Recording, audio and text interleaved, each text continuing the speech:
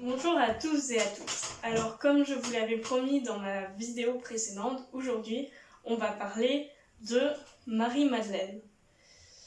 Je me suis beaucoup documentée pour cette vidéo, j'ai fait de nombreuses recherches et j'ai appris des choses qui m'ont vraiment surprise.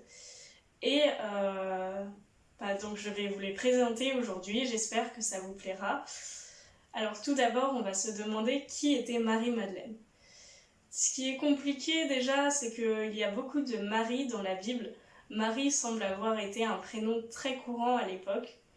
Il y a par exemple Marie de Béthanie, la sœur de Marthe et de Lazare, qui est souvent confondue avec Marie-Madeleine.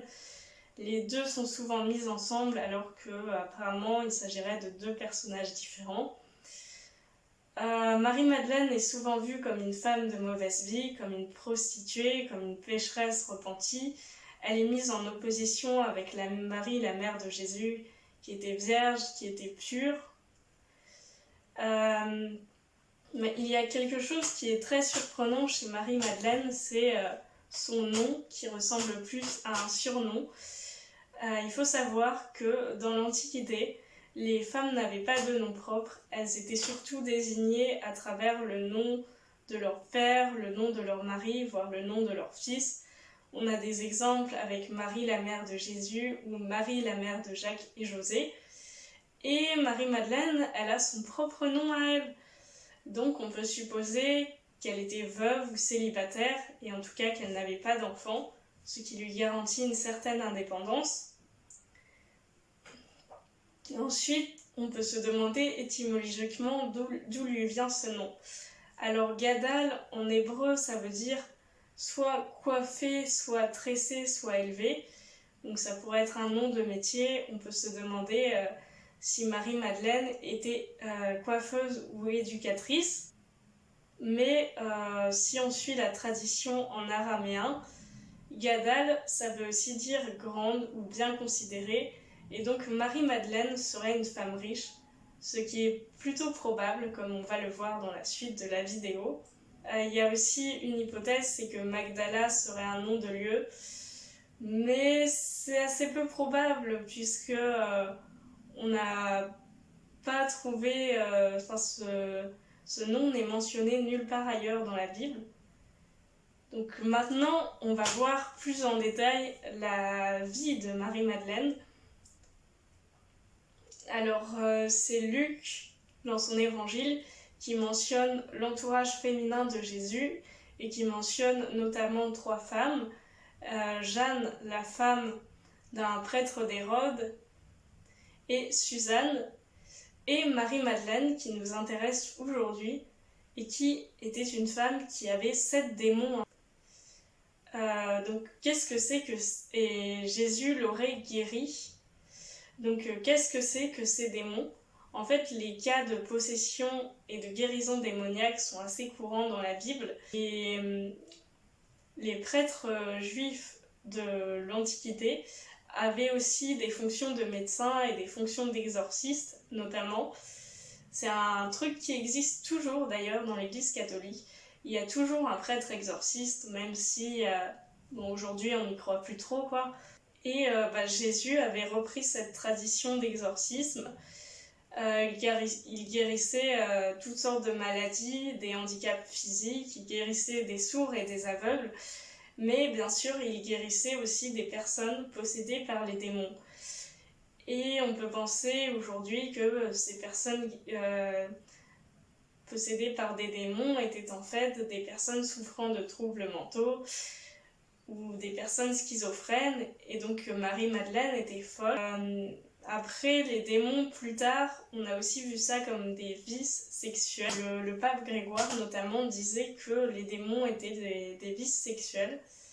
Et donc l'histoire a fait un amalgame et a retenu que Marie-Madeleine était une prostituée, même si ça n'était pas forcément le cas dans le texte biblique original. Et on peut peut-être se dire que finalement Marie-Madeleine était plus maligne qu'on ne le pense et qu'elle a fait exprès d'être malade pour pouvoir se rapprocher de Jésus. Après sa guérison, elle s'est mise donc à soutenir Jésus et à suivre les disciples.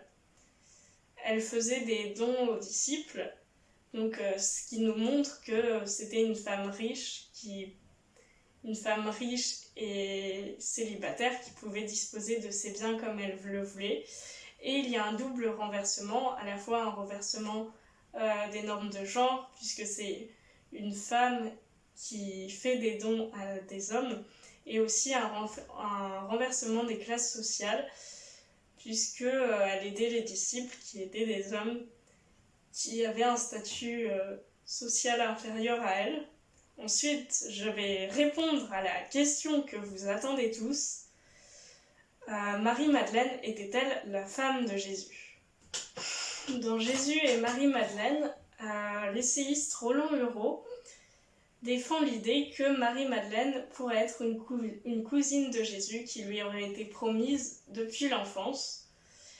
Il y a eu plusieurs littératures après la Bible qui ont eu la même idée. Dans l'évangile de Marie, il est dit que le Seigneur a aimé Marie-Madeleine plus que nous, qu'il l'a aimée plus que ses disciples. Pour les gnostiques, Marie-Madeleine représente aussi le salut. Elle est un complément indispensable du Christ. Et on a pu aussi voir cette théorie dans des œuvres plus récentes, comme La dernière tentation du Christ de Scorsese. Margaret Starbird est une chercheuse en littérature comparée. Elle a écrit un livre, The Woman with the Alastair Jar. Pour elle, Jésus et Marie-Madeleine auraient contracté un mariage secret et auraient eu une fille. En tout cas, ce qu'on sait, c'est que Marie-Madeleine était quand même très proche de Jésus. Donc on ne sait pas vraiment s'ils avaient une relation amicale, une relation fraternelle ou une relation amoureuse. Mais en tout cas, elle a été la première à venir sur son tombeau. Elle a annoncé aux disciples qu'elle avait vu Jésus ressusciter et malheureusement ils ne l'ont pas cru. Donc qu'est-elle devenue après la mort de Jésus ? Après la mort de Jésus, on a créé une légende dorée de Marie-Madeleine.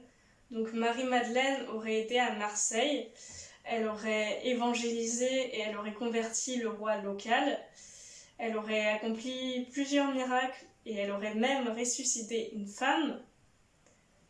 Ensuite, Marie-Madeleine a aussi été récupérée par les cathos, notamment le pape Grégoire dont on parlait plus haut, et qui lui a rendu un culte. Elle est aussi associée aux ordres mendiants comme les dominicains et les mais plus récemment, des féministes en ont fait une icône contestataire avec le Feminist Biblical Studies. Elle compare en fait Marie-Madeleine à Judith, que nous avons vu dans une vidéo précédente. Elles étaient toutes les deux des femmes riches et veuves, ou en tout cas sans mari, et elles ont toutes les deux combattu à leur manière pour leur peuple.